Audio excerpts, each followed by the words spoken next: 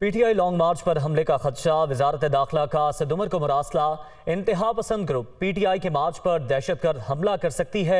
अवामी इज्तिमा में खुदकुशियां, बम हमला भी हो सकता है। बैरूनी अनासर की तरफ से भी कार्रवाई का खदशा है। मजीद तफसीलात जान लेंगे, हमारे नुमाइंदे कमरुल मुनव्वर हमारे साथ मौजूद हैं।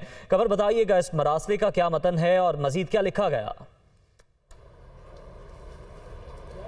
जी, वजारत दाखिला की जानिब से ये ख़त जो है पाकिस्तान तहरीक इंसाफ के जनरल सेक्रेटरी जो हैं असद उमर, उनको लिखा गया और इसमें यह कहा गया है कि इस जो लॉन्ग मार्च है, जिसको हकीकी आज़ादी मार्च का भी नाम दिया गया है, ये इसके लिए बहुत से ख़तरात जो हैं मौजूद हैं। और इस हवाले से इस ख़त में वाज़ेह तौर पर लिखा गया है कि इससे कबल भी कुछ निशानदेही की गई थी कि इस लॉन्ग मार्च को जो है वो शरपसंद अनासर जो है वो उसको उस पर हमला कर सकते हैं। इसी हवाले से इस ख़त में ये लिखा गया है कि वजीराबाद के अंदर अला वाला जो चौक है वहाँ पर अभी एक हमला किया गया इस लॉन्ग मार्च पर, जिसमें एक शख्स जो है वो अपनी जान की बाजी हार गया, जबकि पाकिस्तान तहरीक इंसाफ के जो चेयरमैन है इमरान खान समेत मुख्तलिफ लोग जो थे वो इसमें ज़ख्मी हुए थे।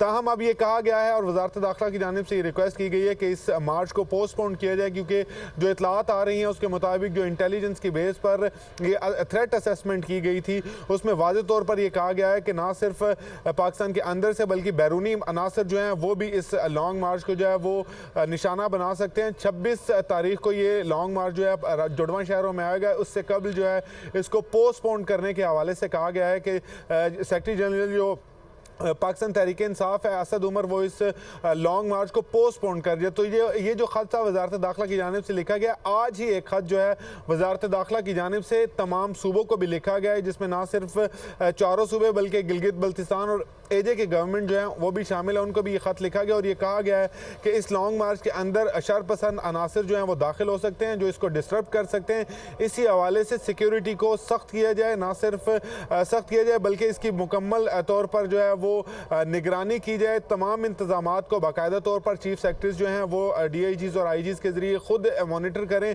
क्योंकि तमाम खदशात मौजूद हैं। और इस हवाले से ये थ्रेट असेसमेंट रिपोर्ट जो है ये वजारत दाखिला में सबमिट कराएगी। और ये चारों सूबों के बाद अब जो पाकिस्तान तहरीक इंसाफ के सेक्रेटरी जनरल हैं असद उमर, उनको ये खत लिखा गया और इसमें ये कहा गया है। कमरुल मुनव्वर, तफसीलन अपडेट करने के लिए शुक्रिया।